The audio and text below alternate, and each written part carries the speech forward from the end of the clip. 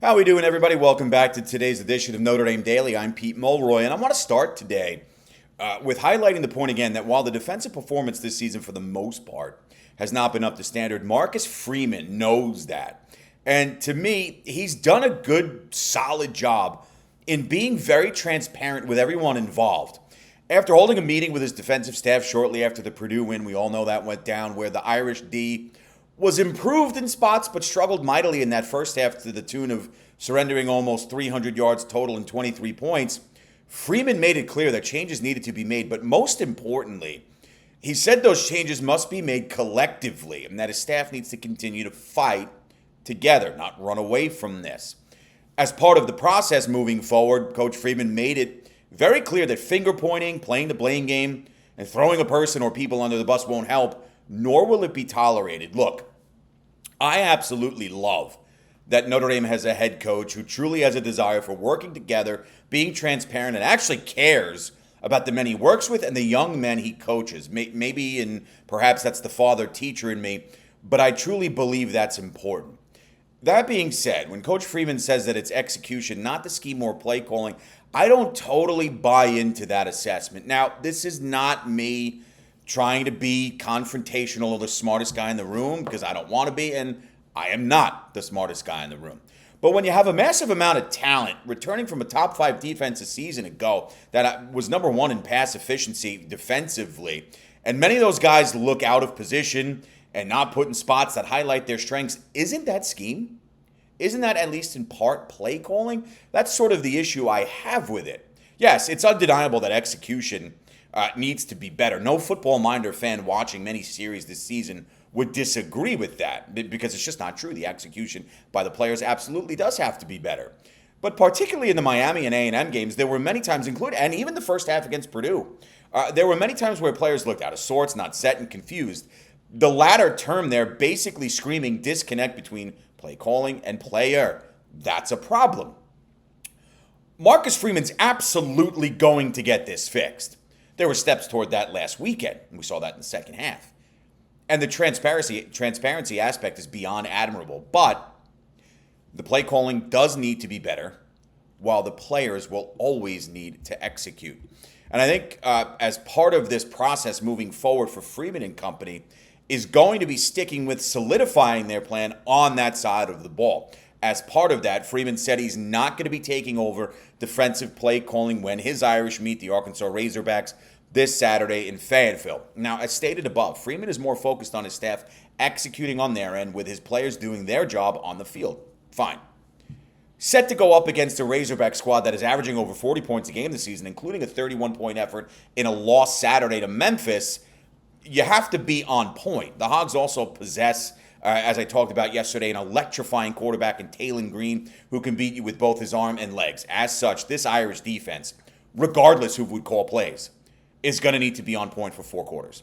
I discussed yesterday that with the likes of Green, who's thrown for nearly 1,200 yards and run for another 3+ this season, and wideouts Omega Blake, Jalen Brown, good tight end in Rohan Jones, and a solid running back in Mike Washington Jr., all capable of making big plays, the Irish pressure up front and coverage on the back end need to be consistent. This weekend, can't have those gaps. Can't have guys running around out of place, not knowing where they go, falling behind in their coverage, and not flying to the football. Now, it was much better quarters 3 and 4 than it was 1-2, but you have to have 4 quarters of solid play against. Look, we talked about the breakdowns yesterday: Arkansas offense versus Notre Dame defense, Notre Dame offense versus Arkansas defense. Notre Dame's offense is going to have opportunities to move the ball down the field and score. You don't want to be getting into freaking shootouts every weekend.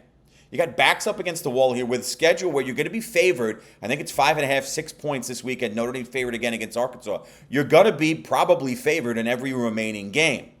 So you got to go out there. You know the offense is going to have your backs. They've proved that through basically 3 games. Let's say 11 quarters of action.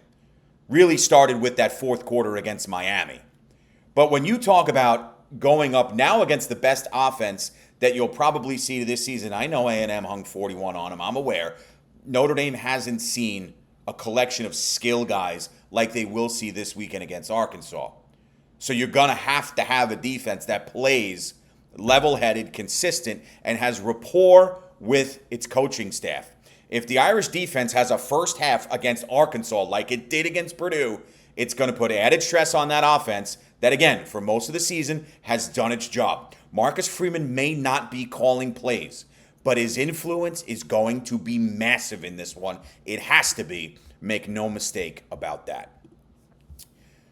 We'll go to the other side of the ball now, and a homecoming of sorts is going to take place this weekend. Irish tight end Ty Washington returns to where he began his collegiate career. More of a blocking tight end during his time in Fayetteville. Washington was active in that role and in the passing game last week for Notre Dame. The grad transfer who came in during the offseason logged 40 snaps against the Boilers, all on offense, grabbed 3 balls for 19 yards, and he served an active role in the run game as a blocker.